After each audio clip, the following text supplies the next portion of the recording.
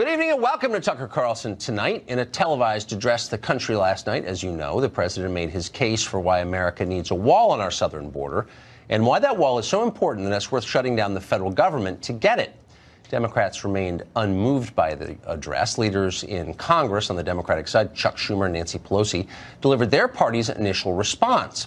Their words were then echoed with mechanical precision by Democrats up and down the chain, from sitting members of Congress all the way down to the left-wing lady muttering in your local dog park. Talking points doesn't really do justice to the rhetorical discipline here. It was really like watching a 3D printer at work, churning out carbon copies of stilted propaganda, one after the other after the other. A miracle of replication. You might even call the Democratic response manufactured. All state that this is a manufactured crisis, and a crisis that manufactured by the Trump administration. This is a manufactured crisis, Bill. How he manufactures crises like immigrants seeking legal refuge. What the president is doing is manufacturing a crisis. President Trump must stop holding the American people hostage, must stop manufacturing a crisis. This president just used the backdrop of the Oval Office to manufacture a crisis. So they've brought back manufacturing. What about the press? Well, one thing to know about our national media, if Democratic leaders are saying it, reporters are saying it too, no matter what it is. You often hear conservatives complain that our media are liberal. Well, that's giving them far too much credit. What they really are is obedient, like Shih Tzus begging for a snack. If Nancy Pelosi called for invading Canada tomorrow, all the news anchors would be telling you how Ottawa is the real threat. They're flunkies, humorless little functionaries doing their sad little jobs. Watch them at work. Folks, the president has manufactured one heck of a political crisis for himself. Donald Trump is manufacturing a national security crisis. You will hear them say is that this is a manufactured crisis. It's not a national security crisis. From Nancy Pelosi down to Debbie Wasserman Schultz or anybody else who will give him a dime for this project. Because so there's it's manufactured. It's a manufactured crisis for the president to get a political win. We have a president who will go on TV tonight and lie and lie and lie some more. This is a manufactured crisis. They're so dumb. They have no self-respect. Okay, so we showed you the mindless lies they're telling you. What are Democrats actually proposing as an alternative to the border wall? We can answer that question with some authority because last week on January 3rd, House Democrats passed their own proposal they say would secure our southern border. What's in it? What would it do?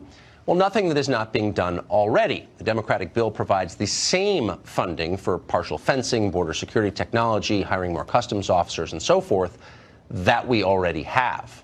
In other words, the Democratic border security plan is the status quo. Democrats' argument is that things work just fine right now. Instead of spending another dollar to secure our border, Democrats in Congress have, for example, just proposed spending another $12 million to investigate reparations for slavery, just to give you some proportion in the sense of their priorities. To Democrats, everything is more important than border security. And that would be fine if our current security was working. It's not. In fact, it's likely that more than 20 million people already live illegally in our country right now. That's more than 2.5 times the entire population of New York City. And the actual number may be bigger than that. We don't really know. And that's the point. It's totally out of control. The problem isn't that the Border Patrol doesn't have the right technology to do the job. The problem is that politicians don't care to fix it. And if they did, they could solve the problem in an afternoon. Borders are not that complex. It's not like we're trying to cure pancreatic cancer here. Our best minds are stumped. Hardly. What worked for Hadrian will work for us. It works for Israel right now and a lot of other places. Walls work. That's why people still build them. Everybody knows that. This is all a charade, and we should at least admit what's happening. What you saw last night was not two parties bickering over the best way to solve a shared problem. No. In this case, one side's problem is the other side's solution. For Democrats, a porous border is a good thing, unalloyed good thing.